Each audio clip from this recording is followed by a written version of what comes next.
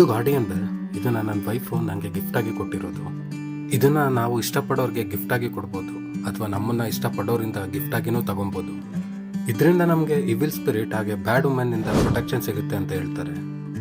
ಈ ಬೆಲ್ಲಿಂದ ಬರೋ ಸೌಂಡಿಂದ evil ಸ್ಪಿರಿಟ್ನ trap ಮಾಡುತ್ತೆ ಅಥವಾ ಅದನ್ನು ಭಯಪಡಿಸುತ್ತೆ ಅನ್ನೋ ಒಂದು ನಂಬಿಕೆ ಅಷ್ಟೇ.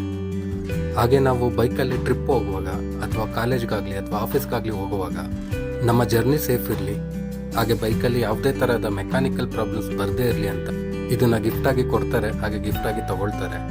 ಹಾಗೆ ಫ್ರೆಂಡ್ಸ್ಗಳಿಗೂ ಗಿಫ್ಟಾಗಿ ಕೊಡ್ಬೋದು. ಇದು ಒಂಥರ ಬೈಕರ್ಸ್ಗಳ ಟ್ರೆಡಿಷನ್ ಥರ.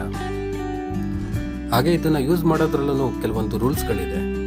ಮೊದಲನೇದಾಗಿ ಇದನ್ನು ಬೈಕಲ್ಲಿರೋ ಲೋಯರ್ ಪಾರ್ಟಲ್ಲಿ ಇನ್ಸ್ಟಾಲ್ ಮಾಡಬೇಕು. ರೀಸನ್ ಇಷ್ಟೇ, ಈ ಬೆಲ್ಲಿಂದು ಮೂವ್ಮೆಂಟ್ ಚೆನ್ನಾಗಿರುತ್ತೆ ಲೋಯರ್ ಪಾರ್ಟಲ್ಲಿ ಇದ್ದಾಗ ಅಂತ. ಯಾವುದೇ ಅಡ್ಡ ಇರೋದಿಲ್ಲ, ಮೂವ್ಮೆಂಟ್ ಚೆನ್ನಾಗಿದ್ದಷ್ಟು ಆ ಬೆಲ್ಲಿಂದ ಸೌಂಡ್ ಚೆನ್ನಾಗಿ ಬರುತ್ತೆ ಅಂತ. ಹಾಗೆ ಹೇಳ್ದಾಗೆ ಆ ಸೌಂಡು ಇವಿಲ್ ಸ್ಪಿರಿಟ್ನ ಅವಾಯ್ಡ್ ಮಾಡುತ್ತೆ ಅಂತ. ಹಾಗೆ ಎರಡನೇದಾಗಿ ಇದನ್ನು ನಾವು ಯಾರಿಂದ ಗಿಫ್ಟಾಗಿ ತಗೊಂಡಿರ್ತೀವೋ ಅವ್ರ ಕೈಯಿಂದನೇ ನಮ್ಮ ಬೈಕಲ್ಲಿ ಹ್ಯಾಂಗ್ ಮಾಡಿಸ್ಬೇಕು. ಮೂರನೇದಾಗಿ ಅಕಸ್ಮಾತ್ ನಾವು ಬೈಕ್ ಸೇಲ್ ಮಾಡ್ತಾ ಇದ್ದೀವಿ ಅಂದ್ಕೊಂಡಾಗ ಈ ಬೆಲ್ನ ರಿಮೂವ್ ಮಾಡಿ ಬೈಕ್ನ ಸೇಲ್ ಮಾಡಬೇಕು. ನಾಲ್ಕನೇದಾಗಿ ನಾವೇ ಇದನ್ನು ದುಡ್ಡು ಕೊಟ್ಟು ಬೈ ಮಾಡಬಾರ್ದು, ಯಾರಿಂದ ಆದರೂ ಆಗಲಿ ಗಿಫ್ಟಾಗಿ ಬಂದಿರಬೇಕು. ಕೊನೆಯದಾಗಿ ಇದನ್ನು ನಾವು ಯಾರಿಂದನೂ ಕಳ್ತನ ಮಾಡಿರಬಾರ್ದು.